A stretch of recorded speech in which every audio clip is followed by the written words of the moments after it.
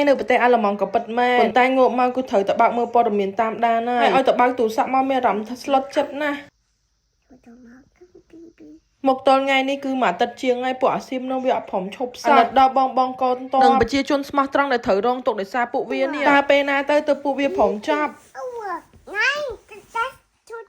អូនហ្វីនកិនជើងសេលីណាហើយសេលីណានិយាយថាឈឺណាស់ baby អត់សូវសាយ baby សូលីនាំអារម្មណ៍បងប្អូនមកមើលសេលីណាកុំឲ្យ stress ពេកតែព័ត៌មាននឹងក៏នៅតែតាមដានដូចដែរហើយសង្ឃឹមថាសង្គ្រាមនេះនឹងចប់ឆាប់ចុះផឹកនេះមកធ្វើ pancake ឲ្យសេលីណាញ៉ាំ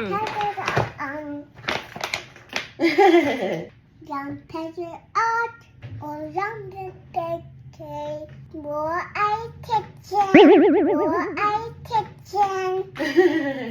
More I my kitchen Oh wow pancake មួយ my kitchen ស្រួលណាស់បងប្អូនណាមានតែពងហើយទឹកដោះគោនឹងរួចគេចូលគ្នាទុកចោលបន្តិចយកទៅចៀនទៅបានញ៉ាំហ្មងថាទៅទិញ pancake មួយ my kitchen ម្នាក់3កញ្ចប់ទៅបងប្អូនណាមាននៅផ្ទះស្រួលបំផុតតែខ្លាញ់បន្តិចហើយដាក់ចៀនទៅតែ3 4នាទីនឹងបានញ៉ាំបាត់ហើយមិនមែនញ៉ាំបានតែមនុស្សធំទេណាកូនក្មេងក៏ញ៉ាំដែរខ្ញុំនេះព្រឹកនេះខ្ជិលហ៎ពីអ្នកបងប្អូនអូនហ្វីនហើយសេលីណានេះដាក់ឲ្យញ៉ាំទាំងពីរអ្នកបដ ாய் ទៅកន្លែងនេះសេលីណាប្រាប់ឲ្យប្អូនញ៉ាំហើយប្អូននេះដាក់ចូលមាត់ទៀតនិយាយទៅអូនហ្វីន7ខែជាងហើយអត់ទាន់មានថ្មិញទេហើយខ្ញុំចាប់ផ្ដើមឲ្យគាត់រៀនញ៉ាំរបស់អញ្ចឹងឲ្យគាត់រៀនទៅពីរៀនអីអញ្ចឹងតែយើងត្រូវនៅមើលជាប់យើងអត់អាចឲ្យគាត់ញ៉ាំម្នាក់ឯងបានទេខ្លាចឆ្លាក់ប៉ុន្តែជាទូទៅក្មេងប៉ុណ្ណឹងវាមានអាចលនាពេលដែលវាឆ្លាក់នោះវាចង់ក្អួតខ្លួនឯងហើយនៅក្នុងវីដេអូនេះអញ្ចឹងហើយកុំឆ្លន់ឆ្លោពេលគាត់ធ្វើអញ្ចឹងតែបើថាមិនស្រួលទេចាំបញ្យួរជើងឡើងលើនិយាយលេងទេបងប្អូនឥឡូវមកស្ដាប់សេលីណាច្រៀងលេងសិនហើយ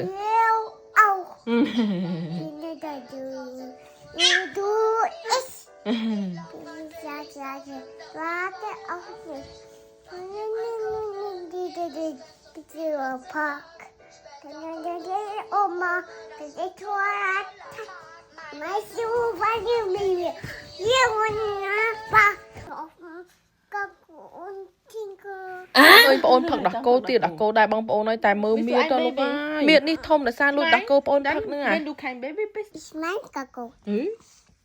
មកសុំបានអត់ហ៎សុំបានអត់មើលវាធ្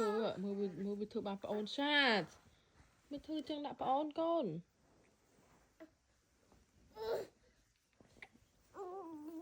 វាខ្នាញ់បងអូននិយាយទៅរងថ្ងៃដូចទីលានកលាកាសចឹងនេះអូនហ្វីនពេលខ្លះយំពេលខ្លះធម្មតាទៅឲ្យនៅផ្ទះវាយបងអូនពេកឥឡូវនាំដើរចេញក្រៅខ្លះនាំកូនចេញក្រៅផ្ទះហ្នឹងហើយឲ្យតែពេលចេញក្រៅម្ដងឥឡូវនឹកឃើញតែទស្សនភាពនៅប្រទេសខ្មែរយើងក្មេងត្រូវរត់គេចពីគ្រាប់បាយគ្នាកំពុងនៅរៀងសុកឬកំពុងតែលេងសុកហ្នឹងអាណោចខ្លោចចិត្តណាបងប្អូនអើយសង្ឃឹមថាពិភពលោកនឹងមើលឃើញទង្វើពួកអាចោសៀមធ្វើដាក់លើប្រទេសខ្មែរយើងសូមឲ្យទេវតាប្រាមុខពួកអាចោសៀមទាំងឡាយទាំងអស់ឥឡូវនឹងមានតែអង្គុយបួងសួងដល់ទេវតាឧបបរទាំងឡាយឲ្យជួយថែរក្សាប្រទេសកម្ពុជាយើងនិងប្រជាជនស្មោះត្រង់ទាំងអស់និងថែរក្សាបងកងទ័ពឲ្យជួបតែសេចក្តីសុខហើយសុវត្ថិភាពសង្ឃឹមថាអន្តរជាតិនឹងឃើញទង្វើដ៏ព្រៃផ្សៃរបស់ពួកអាសៀមអស់នោះសង្ឃឹមថាបងប្អូនជនភៀសសិទ្ធទាំងអស់នឹងបានត្រឡប់ទៅផ្ទះវិញដោយសុខសុវត្ថិភាពព្រោះនៅដោយមិនមានភាពភ័យខ្លាចទៀតព្រោះថាក្មេងៗក៏ត្រូវបន្តការសិក្សាដែរហើយចាស់ក៏គាត់ចង់រស់នៅមានក្តីសុខដែរអ្នកខ្លះឆ្លងកាត់សង្គ្រាមនឹងម្ដងហើយឥឡូវត្រូវមកឆ្លងកាត់ទៀតដោយសារពួកអាចោសៀមចង្រៃអស់ហ្នឹងខ្លោចចិត្តណាស់បងប្អូនអើយ